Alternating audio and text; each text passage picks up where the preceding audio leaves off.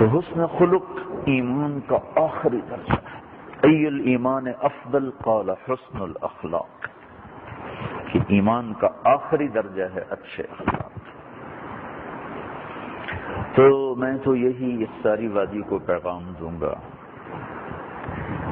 کہ درگزر کرنا سیکھ، صبر سیکھ.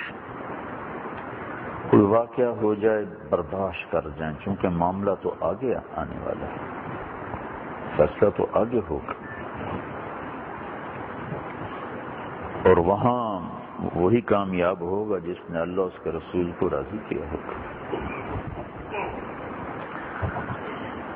اسلام سراسر پیغام محبت ہے، سراسر صبر ہے، تواضع ہے. اب تبوک کے سفر سے واپس آ رہے ہیں اور تلوار لٹکی، آپ سو رہے ہیں، کافر نے تلوار اٹھا کے پسلی میں ماری، آپ اٹھ کے بیٹھ گئے.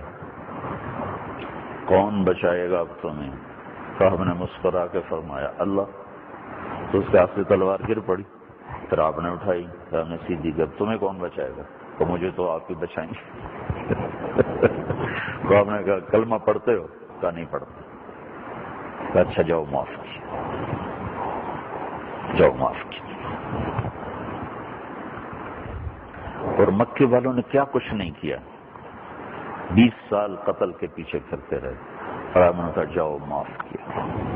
جن کو بدر میں فرشتوں کا دیکھنا کلمہ نہ پڑھا سکا، جن کو قرآن کی فصاحت و بلاغت کلمہ نہ پڑھا سکے، جن کو خندق کی شکست کلمہ نہ پڑھا سکے، اور جن کو فتح مکہ میں 10,000 کا لشکر دیکھ کے جنہوں نے کلمہ نہ پڑھا، اس ایک بول پہ جاؤ معاف کیا. اتنا بڑا ظرف سچے نبی کا ہو سکتا ہے اور کسی کا نہیں. سارے ہی کلمہ پڑھ